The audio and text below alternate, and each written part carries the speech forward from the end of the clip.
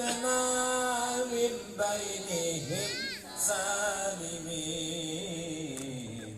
وعلى آله وصحبه أجمعين صلى الله ربنا على النور المبين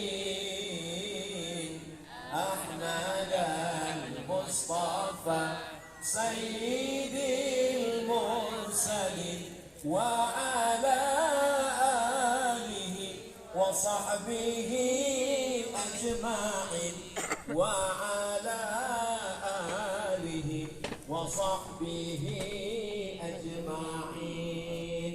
Mudah-mudahan dengan berselawat dosa-dosa kita diampunkan Allah. Naikkan derajat kita di hadapan Allah, didapatkan kemuliaan, kebaikan-kebaikan, beramal soleh sesuai dengan janji Rasulullah sallallahu alaihi wasallam, man shalla alayya salatan, siapa yang berselawat kepadaku satu kali, sallallahu alaihi biha asyra, Allah balas 10 kebaikan, wa huttat anhu asyra sayyi'at, dihapuskan 10 kesalahan, wa rufi'at lahu asyra darajat, dinaikkan 10 derajat tingkatan kemuliaan. Ternyata sekarang sudah jam 9. Tadi saya mulai tausiah jam 8. Begitu saya cerita, nyampaikan ini, ngomong, lihat jam, udah jam 9. Ternyata ngomong di depan orang yang hatinya khusyuk itu gak terasa 1 jam. Ustaz Somad ini basa-basi aja ngomong pelipur lara. Enggak. Dari tadi sampai sekarang saya belum ada lihat jam. Wallahi tallahi billahi. Saya ceramah terus, sudah 1 jam. Sampai saya ragu, jangan-jangan jamnya mati.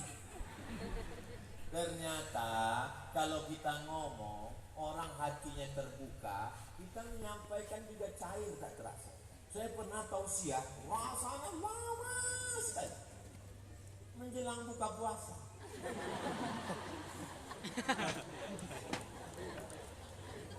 Tapi memang tadi bacaan Fatihahnya banyak sekali. Untuk Kiai Isbat Al-Fatihah, untuk Kiai Abdul Hamid Al-Fatihah, untuk Kiai Baymawi Al-Fatihah, untuk Mbah Khalil Bangkalan Al-Fatihah, untuk para habaib, para ulama Al-Fatihah. Kenapa? Tidak ada tempat kita bersandar kecuali kepada Allah. Loh, Ustaz katanya kepada Allah. Kenapa mesti kepada tadi hamba Allah itu? Oke. Suatu ketika Khalid bin Walid kehilangan pecinya. Peci saya mana? Peci saya mana? Peci saya mana? Lalu kemudian sahabat mengatakan, peci kan banyak jual di pasar. Kenapa sibuk nyari peci? Bukan pecinya.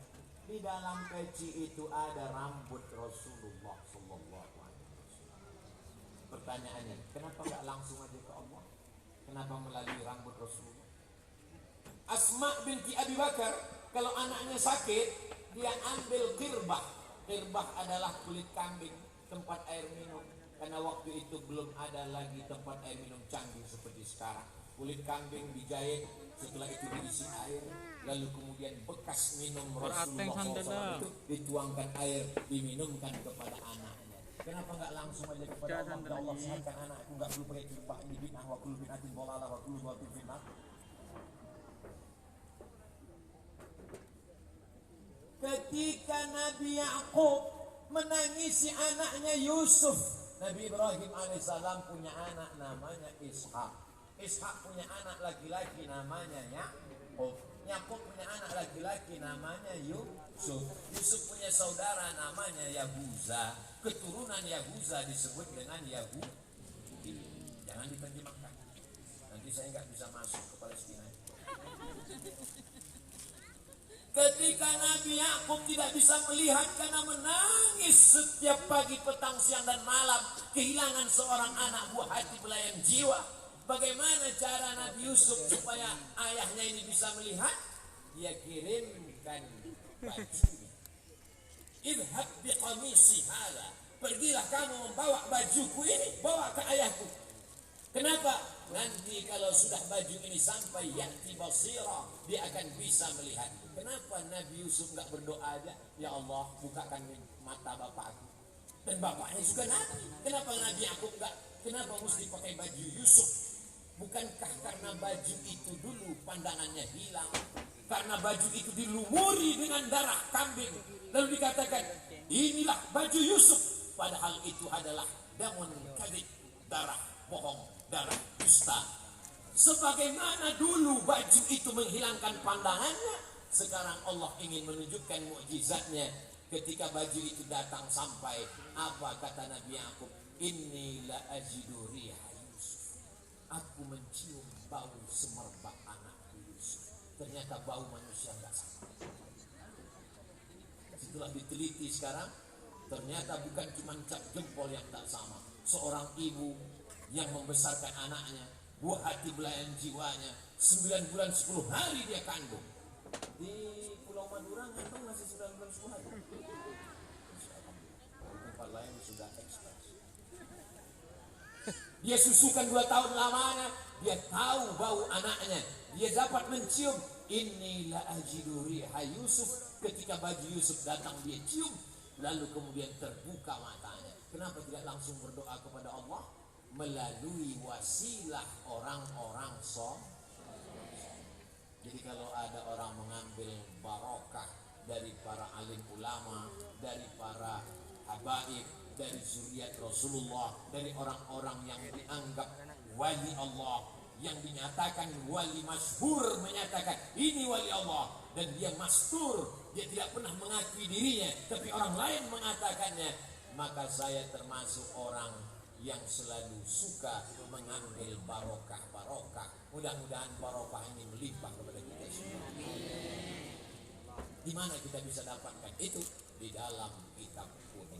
Idza matal insan, kalau manusia mati, begitu dalam Sahih Muslim.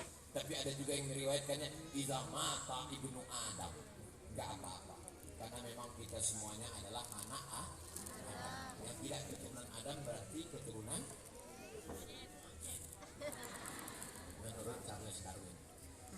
Idza matal insan, kalau manusia mati, inqata'a, putus. Lalu setelah orang meninggal ada keluarganya ngaji. Bismillahirrahmanirrahim.